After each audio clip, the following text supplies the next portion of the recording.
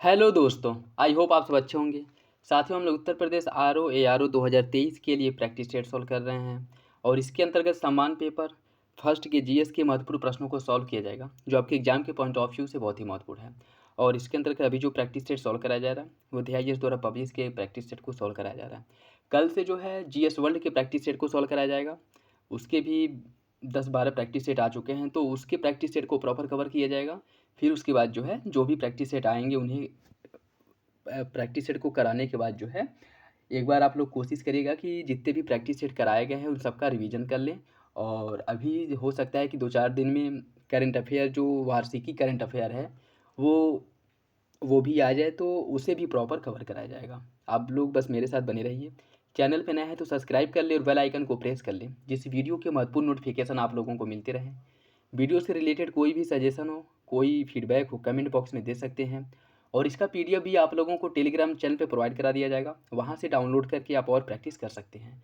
जितना ज़्यादा हो सके आप प्रैक्टिस करिए। क्वेश्चंस कहीं से भी मिले, प्रैक्टिस सेट कहीं से भी मिल रहा हो, कोई प्रैक्टिस सेट हो, आप लोग बस प्रैक्टिस सेट सॉल्व करिए, क्योंकि कोई इसका एक सीमित लिमिटेड दायरा नहीं है कि क्वेश्चंस यहीं से आने हैं। ठीक है, क्वेश्चंस इसका जो ट्रेंड रहा है, क्वेश्चन कहीं से भी पूछ सकता है। आप उठा करके प्रीवियस ईयर के क्वेश्चंस पेपर अगर देखेंगे तो आप लोग एनालिसिस करिएगा। और ऐसा आप लोगों को देखने में कैसे कि यह जो है किसी एक प्रैक्टिस सेट या एक इसका कोई क्षेत्र है, एक दायरा नहीं है कि प्रैक्टिस सेट यहाँ से कराया जा रहा है, यहीं से क्वेश्चंस पूछे जाएंगे। तो क्वेश्चंस आप लोग बस करिए, कहीं से भी मिल रहे हों। आपको क्या करना है, बस आपको प्रैक्टिस करना है, तो प्रैक्टिस आप करते रहिए। तो चलिए इसी के साथ वीडियो की शुरुआत करते हैं। क्वेश्चन नंबर फर्स्ट देखिए, जनगणना 2011 के अनुसार उत्तर प्रदेश में अनुसूचित जनजाति का लिंगानुपात कितना था? 907, 921, 951 या 943? इसका जो सही आंसर है वो हो जाएगा ऑप्शन सी। जनगणना 2011 के अनुसार उत्तर प्रदेश में अनुसूचित जनजाति ST का जो लिंगानुपात था वह 951 था। और आजमगढ़ में अनुसूचित जनजाति में लिंगानुपात सबसे अधिक 1021 है। अनुसूचित जनजाति में जो लिंगानुपात है वह सबसे अधिक कहाँ पे है? आजमगढ़ में है। और उत्तर प्रदेश में इनका जो लिंगानुपात है वह 951 है। ऑप्शन सी सही है। जनगणना 2011 के अनुसार उत्तर प्रदेश का कौन सा जिला सबसे अधिक नगरीकृत है? गौतम बुद्ध नगर, गाजियाबाद, मेरठ या फिर लखनऊ? इसका जो सही आंसर है वो हो जाएगा ऑप्शन बी, गाजियाबाद। जनगणना 2011 के अनुसार उत्तर प्रदेश का सर्वाधिक नगरीकृत जिला गाजियाबाद है, जहाँ पे जो नगरीकरण है वह 67.6% है। 67.6% है। और सबसे कम या न्यूनतम नगरीकृत जिला जो है उत्तर प्रदेश का वो श्रावस्ती है, जहाँ का जो नगरीकरण है 3.5% है। यहाँ पे श्रावस्ती में नगरीकरण 3.5% है, ये भी याद रखिएगा, इंपॉर्टेंट है। तो सबसे अधिक जो नगरीकरण है वो गाजियाबाद में है और सबसे कम जो नगरीकरण है वो श्रावस्ती में है 3.5। गाजियाबाद में 67.6% है और श्रावस्ती में 3.5% है। इसका सही आंसर हो जाएगा ऑप्शन बी। नेक्स्ट देखिए, इसमें सूची फर्स्ट को सूची सेकेंड से सुमिलित करना है। ट्रोनिका सिटी, किसे ट्रोनिका सिटी कहा जाता है? गाजियाबादी को ट्रोनिका सिटी के नाम से जाना जाता है। साइंस पार्क, हरदोई को साइंस पार्क के नाम से जाना जाता है। साइबर सिटी कहा जाता है कानपुर को, और इलेक्ट्रॉनिक सिटी कहा जाता है नोएडा को। तो ट्रोनिका सिटी गाजियाबाद को कहा जाता है, साइंस पार्क है हरदोई में, साइबर सिटी कानपुर को कहा जाता है और इलेक्ट्रॉनिक सिटी नोएडा को कहा जाता है। इसका जो सही आंसर है वो हो जाएगा ऑप्शन डी। 1, 2, 3, 4, ऑप्शन डी सही है। अशोक के निम्नलिखित में से किस शिलालेख में धार्मिक समन्वय की बात कही गई है? द्वितीय शिलालेख, 12वें शिलालेख, 11वें या फिर 13वें? इसका जो सही आंसर है वो हो जाएगा ऑप्शन बी, 12वें शिलालेख में धार्मिक बात की गई है। अशोक के धार्मिक शिलालेख में धार्मिक सहिष्णुता व समन्वय की नीति का उल्लेख किया गया है। इसी में अशोक द्वारा कहा गया है कि सभी संप्रदायों के सार में वृद्धि करनी चाहिए और किसी भी संप्रदाय को, किसी भी धर्म को दूसरे धर्म की निंदा नहीं करनी चाहिए, और ऐसा कर करके वह अपने धर्म की स्वयं निंदा करता है। इसी में अशोक द्वारा कहा गया है कि किसी भी व्यक्ति को दूसरे धर्म की निंदा नहीं करनी चाहिए। ऐसा करने वाला व्यक्ति अपने धर्म की निंदा स्वयं करता है। ठीक है, तो धार्मिक सहिष्णुता की जो बात की गई है वह अशोक के 12वें शिलालेख में की गई है। ऑप्शन भी सही है। सातवाहन वंश के संदर्भ में निम्नलिखित में से कौन सा विकल्प गलत है? सातवाहन नरेश की जो राजकीय भाषा थी वह संस्कृत थी। सातवाहन शासकों द्वारा चलाए गए अधिकांश सिक्के शीशे के थे। आपको बताना है कौन सा विकल्प गलत है। इसका सही आंसर हो जाएगा ऑप्शन ए। सातवाहन राजवंश की जो आधिकारिक भाषा या राजकीय भाषा थी वो संस्कृत नहीं थी। सातवाहन वंश की स्थापना सिमुक द्वारा की गई थी और इसकी जो राजधानी थी वह प्रतिष्ठान थी। और सातवाहन शासकों की जो राजकीय भाषा थी प्राकृत और लिपि थी ब्राह्मी। ठीक है, सातवाहन वंश की भाषा क्या थी? प्राकृत और लिपि ब्राह्मी थी और इसकी स्थापना सिमुक द्वारा की गई थी। इसकी राजधानी प्रतिष्ठान थी और सातवाहन द्वारा चलाए गए जो सबसे अधिक सिक्के इसके द्वारा शीशे के सिक्के चलाए गए थे। तो सही आंसर क्या हो जाएगा? ऑप्शन ए, पहला गलत है, दूसरा सही है। नेक्स्ट देखिए, इसमें सूची फर्स्ट को सूची सेकेंड से सुमिलित करना है। गाथा सप्तशती की रचना किसने की थी? गाथा सप्तशती की जो रचना है वह की गई थी हाल द्वारा। कातंत्र की रचना किसने की थी? कातंत्र की रचना जो है सर्ववर्मन द्वारा की गई थी। बृहत कथा की रचना भास ने की थी और चारुदत्ता की रचना गुणाढ्य द्वारा की गई थी। चारुदत्ता की रचना गुणाढ्य द्वारा की गई थी। बृहत कथा की रचना भास ने की थी। कातंत्र की रचना सर्ववर्मन ने की थी और गाथा सप्तशती की रचना हाल ने की थी। इसका जो सही आंसर है वो हो जाएगा ऑप्शन डी, 2, 1, 3, 4। ऑप्शन डी सही है। नेक्स्ट देखिए, इसमें भी सूची फर्स्ट को सूची सेकंड से सुमिलित करना है। डोवर जल संधि यह किसके किसके बीच है? डोवर जल संधि जो है वह इंग्लिश चैनल और फ्रांस के मध्य में है, अर्थात यह इंग्लिश चैनल और उत्तर सागर को एक दूसरे से जोड़ता है। जिब्राल्टर जल संधि यह स्पेन और मोरक्को को अलग करता है तथा भूमध्य सागर और अटलांटिक सागर को एक दूसरे से जोड़ता है। बाब अल मालदीव जल संधि जो है यह लाल सागर और अदन की खाड़ी को एक दूसरे से जोड़ता है। ठीक है, लाल सागर और अदन की खाड़ी को जोड़ता है तथा यमन और जिबूती को एक दूसरे से क्या करता है? अलग करता है। यमन और जिबूती को, बाब अल मालदीव जो है वह यमन और जिबूती को एक दूसरे से अलग करता है तथा लाल सागर और अदन की खाड़ी को एक दूसरे से जोड़ता है। हारमुज जल संधि जो है वह ओमान और ईरान को एक दूसरे से अलग करता है तथा फारस की खाड़ी और अमन की खाड़ी को एक दूसरे से जोड़ता है। तो इसका जो सही आंसर है वो हो जाएगा ऑप्शन बी, 4, 1, 3, 2। ऑप्शन बी सही है। अरावली व धारवाड़ चट्टानों के निर्माण का काल क्या है? आर्कियन, कार्बोनिफेरस, प्री कैम्ब्रियन या फिर जुरासिक?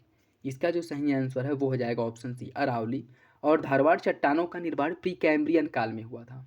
ठीक है, तो याद रखिएगा ऑप्शन सी सही है, इनका निर्माण प्री कैम्ब्रियन काल में हुआ था।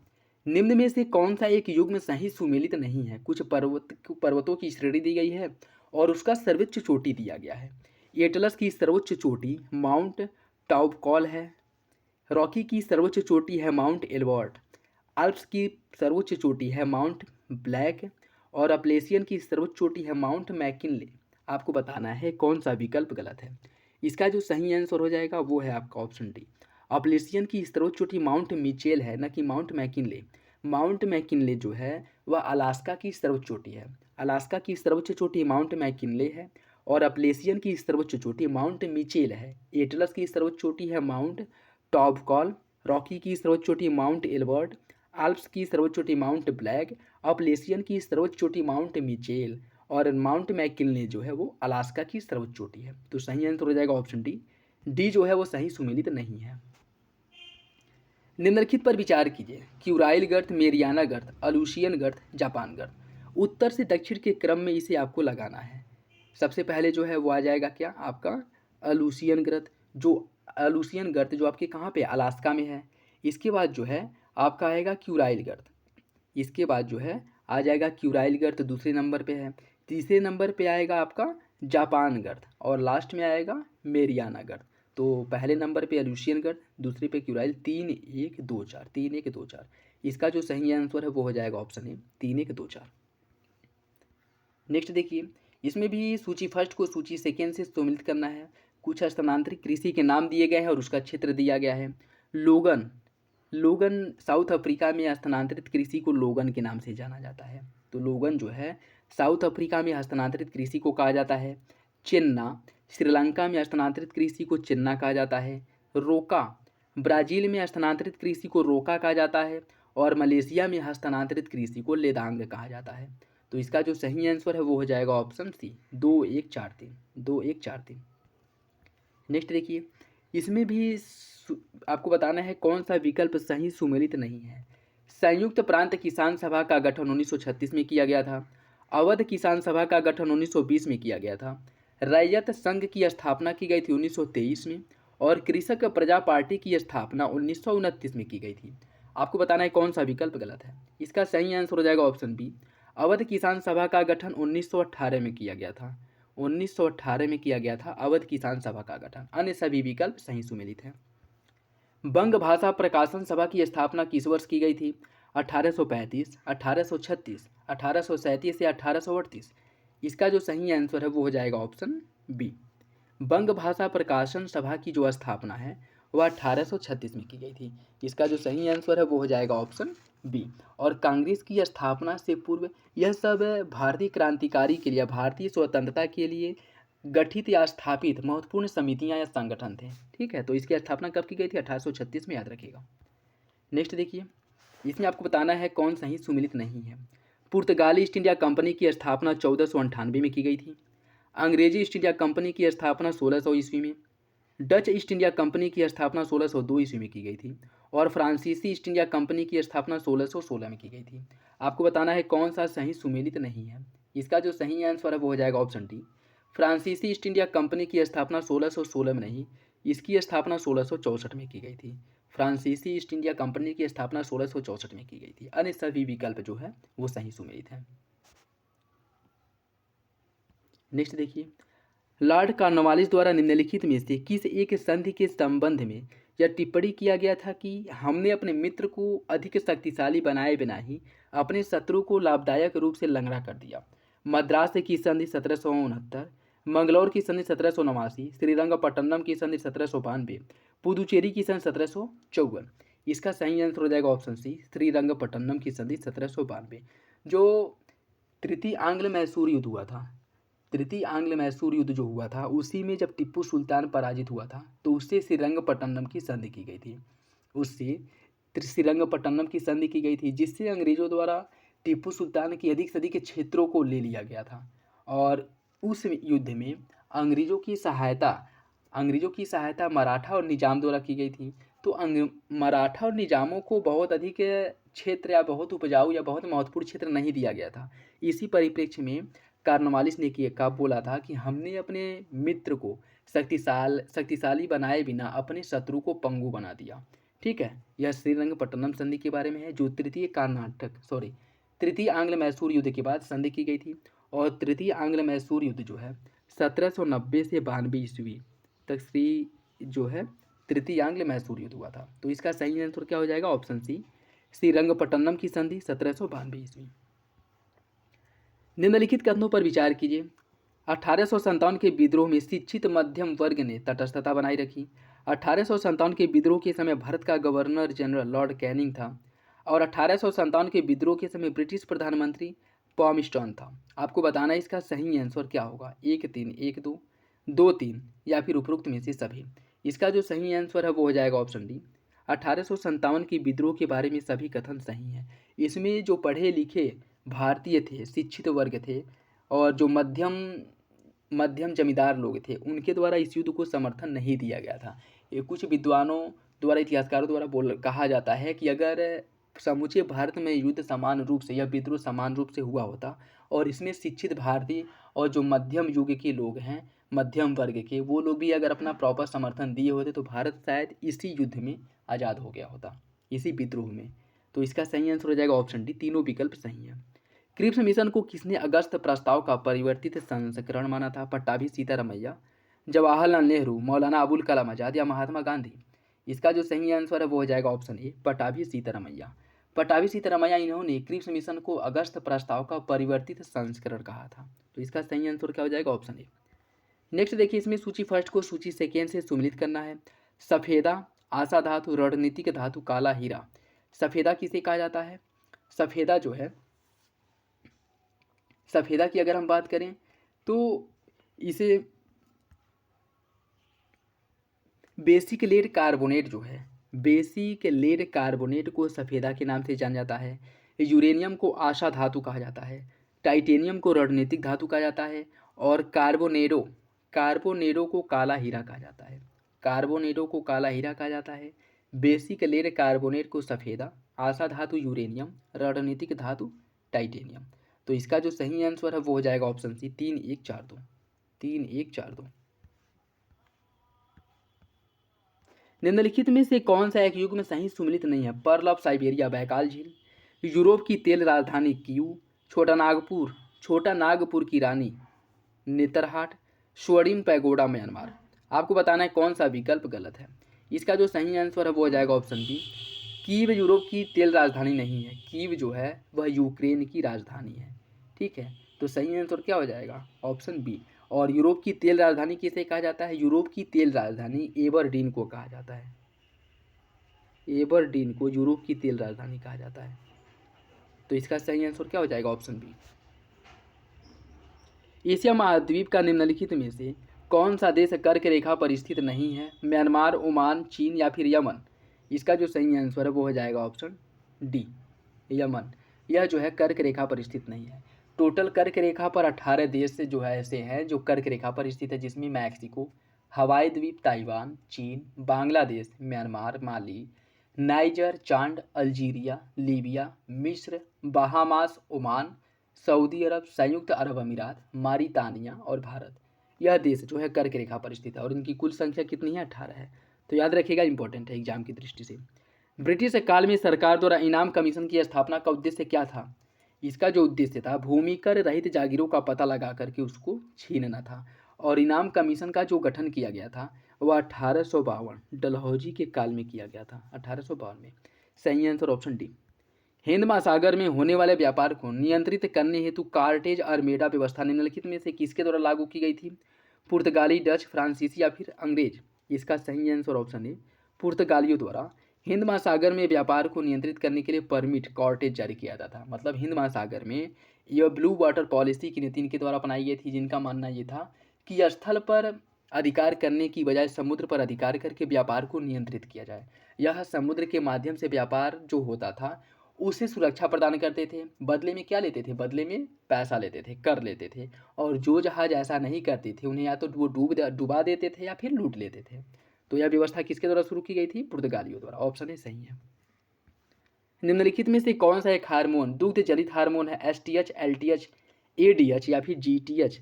इसका जो सही आंसर है वो हो जाएगा ऑप्शन बी, लैक्टोजेनिक हार्मोन। जो पीयूष ग्रंथि से निकलता है इसे दुग्ध जनित हार्मोन कहा जाता है। इसका जो सही आंसर है वो हो जाएगा ऑप्शन बी, एलटीएच। कालाजार एक रोग है जीवाणु जनित, विषाणु जनित, फफूंद जनित या प्रोटोजोआ जनित।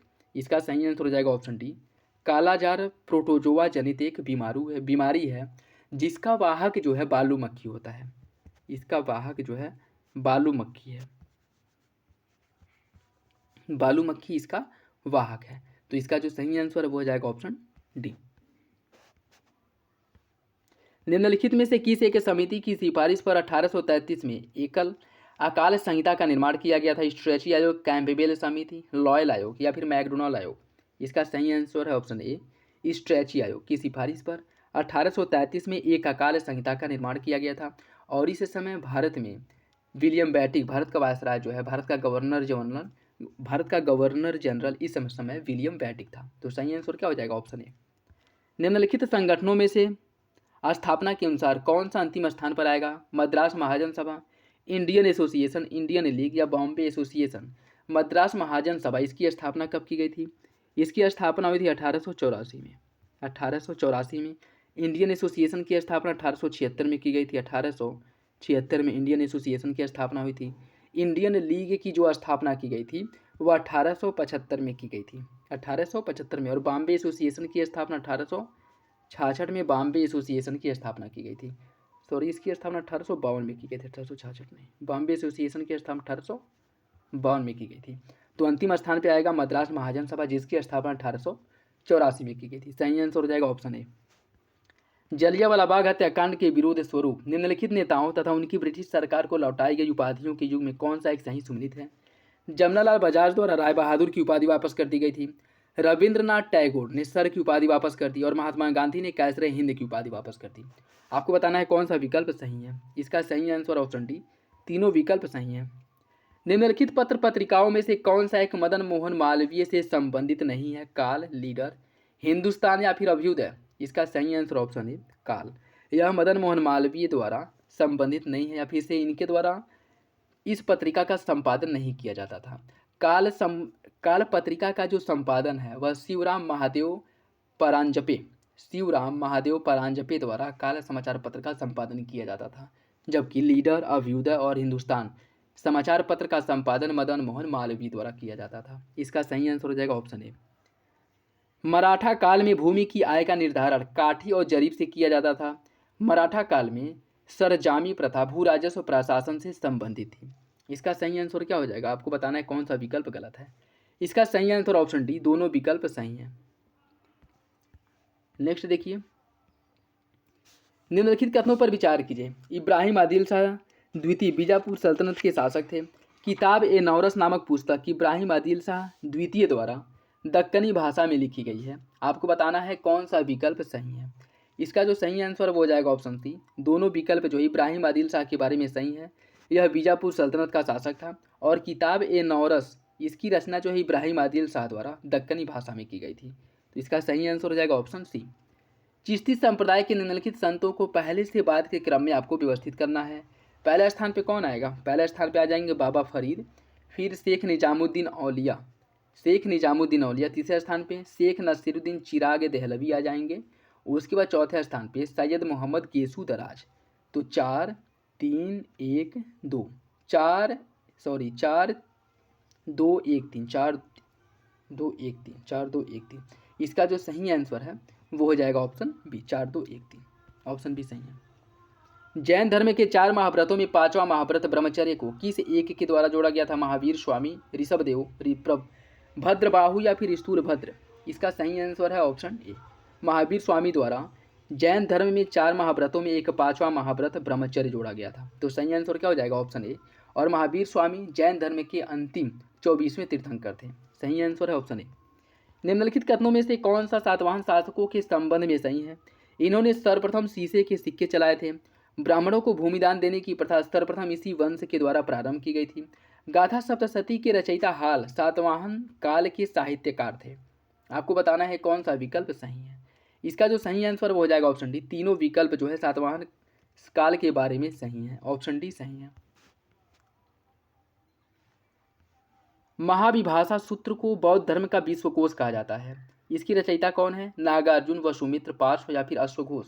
इसका जो सही आंसर है वो हो जाएगा ऑप्शन बी। इसकी रचना वसुमित्र द्वारा की गई थी महाविभाषा सूत्र की, जिसे बौद्ध धर्म का विश्वकोश कहा जाता है। ऑप्शन बी सही है। ऋग्वैदिक कालीन किस देवता को देवता एवं मनुष्य के बीच मध्यस्थ कहा गया है? इंद्र को, वरुण को, अग्नि को या फिर सोम को? इसका सही आंसर है ऑप्शन सी, ऋग्वैदिक कालीन देवता अग्नि को देवता और मनुष्यों के बीच की संयोजक कड़ी, इनके बीच का मध्यस्थ माना गया है। तो इसका सही आंसर क्या हो जाएगा? Option C. निम्नलिखित कथनों में से कौन सा एक गलत है? गीत गोविंद के लेखक जयदेव या लक्ष्मण सेन की राजसभा में निवास करते थे। पाल वंश के शासक बौद्ध धर्म के अनुयायी थे और पाल वंश की स्थापना धर्मपाल द्वारा की गई थी। कल्हड़ की राजतरंगड़ी से कश्मीर के हिंदू राज का इतिहास ज्ञात होता है। इसके बारे में जानकारी मिलती है। आपको बताना है कौन सा विकल्प गलत है। इसका जो सही आंसर वो हो जाएगा ऑप्शन सी, पाल वंश का संस्थापक धर्मपाल नहीं, पाल वंश की स्थापना गोपाल द्वारा की गई थी। पाल वंश की स्थापना गोपाल द्वारा की गई थी। तो इसका सही आंसर हो जाएगा ऑप्शन सी। निम्नलिखित पशुओं में कौन सा मोहनजोदड़ो की पशुपति मुद्रा पर अंकित नहीं है? भैंसा, बाघ, वृषभ या फिर गैंडा? इसका जो सही आंसर वो हो जाएगा ऑप्शन सी। यहाँ पे वृषभ की आकृति नहीं है, भैंसा, बाघ और गैंडा, और पैरों के पास हिरण के चित्र, आपके हिरण के चित्रों का अंकन मिलेगा। पशुपति की जो मुद्रा प्राप्त हुई है, पशुपतिनाथ की मुद्रा, उस पर जो है वृषभ की आकृति नहीं मिलती है। तो सही आंसर हो जाएगा ऑप्शन सी।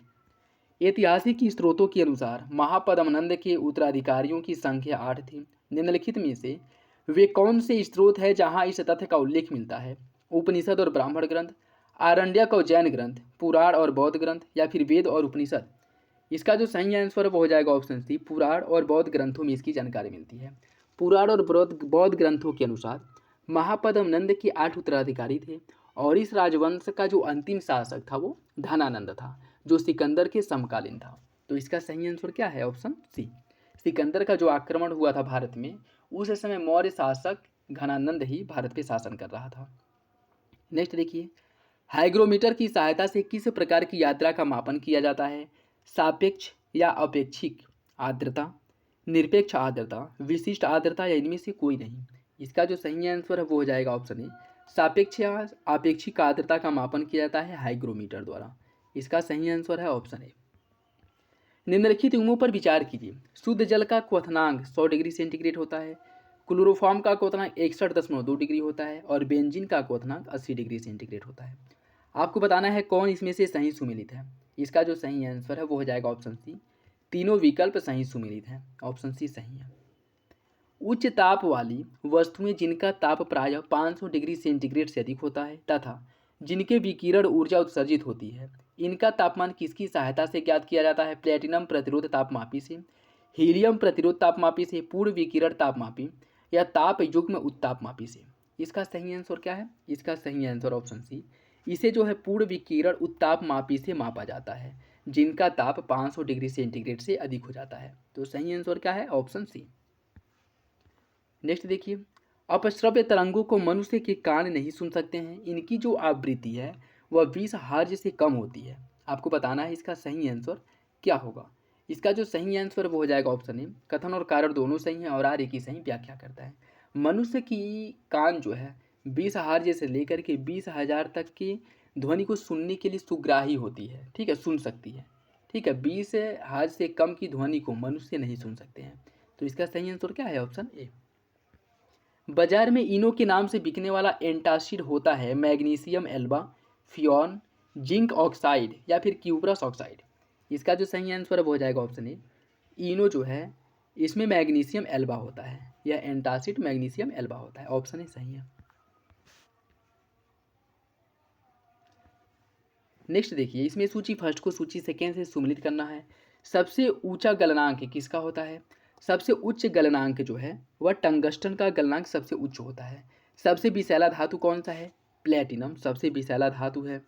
न्यूनतम घनत्व वाला तत्व क्या है? न्यूनतम घनत्व वाला तत्व जो है हाइड्रोजन है और ठोस वाष्पशील धातु अधातु है हाइड्रोजन।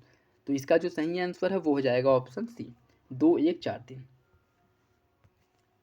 निम्नलिखित में से कौन सा मंदिर पल्लव शासकों के शासनकाल में निर्मित किया गया था?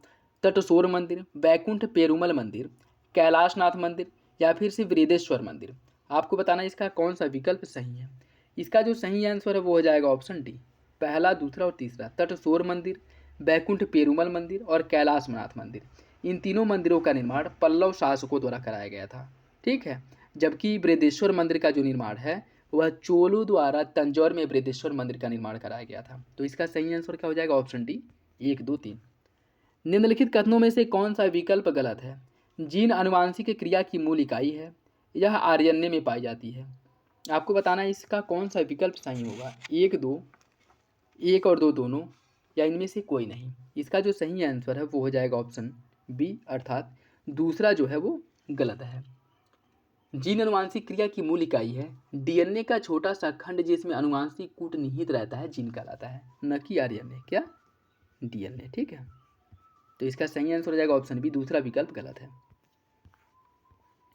निम्नलिखित में से कौन सा एक युग्म सही सुमेलित नहीं है? कलाई की अस्थि को कार्पल्स कहा जाता है, उपास्थि के चारों ओर पाई जाने वाली झिल्ली को कार्डियम झिल्ली कहा जाता है, पसलियों को आपस में जोड़ने वाली अस्थि को स्टर्नम कहा जाता है। आपको बताना है कौन सा विकल्प सही नहीं है। इसका जो सही आंसर है वो हो जाएगा ऑप्शन बी, उपास्थि के चारों ओर पाई जाने वाली झिल्ली को कार्डियम झिल्ली नहीं, इसे पेरिटोनियम झिल्ली कहा जाता है। उपास्थि के चारों ओर पाई जाने वाली झिल्ली को पेरिटोनियम झिल्ली कहा जाता है। तो इसका सही आंसर क्या हो जाएगा? Option B. हिपैरिन रक्त को शरीर के अंदर जमने से रोकता है, इसका स्त्रावण कौन करता है? अग्नाशय, आमाशय, यकृत या फिर गुर्दा। इसका जो सही आंसर है वो हो जाएगा ऑप्शन सी, यकृत द्वारा हिपैरिन रक्त का स्त्राव होता है जो शरीर के अंदर रक्त को जमने से रोकता है। यकृत जो मानव शरीर की सबसे बड़ी ग्रंथि है और इसके चारों ओर जो है एक प्रकार की झिल्ली आवरण रह पाई जाती है जो इसे चोट, बाहर या घातों से इसकी सुरक्षा करती है। और हिपैरिन जो है रक्त को शरीर के अंदर जमने से रोकता है। तो इसका सही आंसर क्या हो जाएगा? Option C. निम्नलिखित में से कौन एक जठर रस में नहीं पाया जाता है? रेनिन, पेप्सिन, हाइड्रोक्लोरिकम या फिर ट्रिप्सिन। इसका जो सही आंसर वो हो जाएगा ऑप्शन डी, ट्रिप्सिन। यह जो है जठर रस में नहीं पाया जाता है। अग्नाशय में जठर रस का स्त्रावण होता है अग्नाशय से और यह एक पाचक रस है और इस रस में इसमें जो जठर रस है इससे हाइड्रोक्लोरिक अम्ल, रेनिन, पेप्सिन एंजाइम का स्त्रावण होता है, जबकि ट्रिप्सिन का जो स्त्रावण है वह अग्नाशय से निकलने वाली अग्नाशयी रस से होता है। ठीक है, तो सही आंसर क्या हो जाएगा? Option D. निम्नलिखित उमों में से कौन एक सही सुमेलित है? माइटोकांड्रिया की खोज अल्टमैन द्वारा की गई थी। प्रोटीन की फैक्ट्री राइबोसोम को कहा जाता है। केंद्रक की खोज की थी रॉबर्ट ब्राउन ने। आपको बताना है कौन सा विकल्प सही है। इसका सही आंसर हो जाएगा ऑप्शन डी। तीनों विकल्प सही सुमेलित हैं। सीटी डीजल के दहन से वायुमंडल में तीव्र प्रदूषण पैदा होता है। इसमें सल्फर की मात्रा बहुत कम होती है। आपको बताना है इसका कौन सा विकल्प सही है। इसका जो सही आंसर है वो हो जाएगा ऑप्शन डी। पहला गलत है, दूसरा सही है। देखिए, सीटी डीजल को अल्ट्रा लो सल्फर डीजल कहा जाता है, जो डीजल का एक अत्यधिक स्वच्छ रूप है और इसके दहन से वायुमंडल में कम प्रदूषण फैलता है क्योंकि इसमें सल्फर की मात्रा बहुत कम होती है। तो सही आंसर हो जाएगा ऑप्शन डी। पहला गलत है, दूसरा सही। एक सामान्य नेत्र के लिए दूर बिंदु कितनी होती है? 25 सेंटीमीटर, 100 सेंटीमीटर, शून्य या फिर अनंत? इसका जो सही आंसर है वो हो जाएगा ऑप्शन डी। ऑप्शन डी अनंत। देखिए, वह दूरतम बिंदु जिसे आंख बिना समंजन क्षमता लगाए स्पष्ट रूप से देख सकती है उसे नेत्र का दूर बिंदु कहा जाता है, और सामान्य आंख के लिए जो दूर बिंदु है वह अनंत होता है। तो इसका जो सही आंसर है वो हो जाएगा ऑप्शन डी। नेक्स्ट देखिए, इसमें सूची फर्स्ट को सूची सेकेंड से सुमिलित करना है। चिली सॉल्ट पीटर किसे कहा जाता है? चिली सॉल्ट पीटर कहा जाता है सोडियम नाइट्रेट को चिली सॉल्ट पीटर कहा जाता है। हॉर्न सिल्वर, सिल्वर क्लोराइड को हॉर्न सिल्वर कहा जाता है। क्विक सिल्वर किसे कहा जाता है? क्विक सिल्वर मरकरी को कहा जाता है। और वुड स्प्रिट कहा जाता है मिथाइल एल्कोहल को वुड स्प्रिट कहा जाता है। ठीक है, तो याद रखिएगा इसका जो सही आंसर है वो हो जाएगा ऑप्शन सी। 2 1 3 4, 2 1 3 4। निम्नलिखित में से किस एक का प्रयोग फोटोग्राफी प्लेट बनाने में नहीं होता है? Silver iodide, silver bromide, silver chloride या सिल्वर नाइट्रेट? इसका जो सही आंसर वो हो जाएगा ऑप्शन डी। सिल्वर नाइट्रेट का प्रयोग नहीं किया जाता है फोटोग्राफी में। फोटोग्राफी में सिल्वर आयोडाइड, सिल्वर क्लोराइड और सिल्वर ब्रोमाइड इन सभी का उपयोग फोटोग्राफी में किया जाता है। ठीक है, और सिल्वर नाइट्रेट जो है इसका प्रयोग दर्पण बनाने में किया जाता है।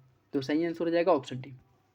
यूरिया में नाइट्रोजन की मात्रा कितनी होती है? लगभग 46%, 35%, 40 या फिर 30? इसका सही आंसर ऑप्शन ए। यूरिया में नाइट्रोजन की मात्रा लगभग 46% होती है। तो इसका सही आंसर हो जाएगा ऑप्शन ए। निम्नलिखित में से कौन सा एक युग्म सही सुमेलित नहीं है? कुछ प्रमुख कोशिकांग दिए गए हैं और उनके उपनाम दिया गया है। माइटोकांड्रिया, माइटोकांड्रिया को power house of the cell कहा जाता है। राइबोसोम को प्रोटीन फैक्ट्री कहा जाता है। गोल्जी तंत्र को कोशिका का ट्रैफिक पुलिस कहा जाता है। और लाइसोसोम को कोशिका का रसोई घर कहा जाता है। आपको बताना है कौन सा विकल्प सही है।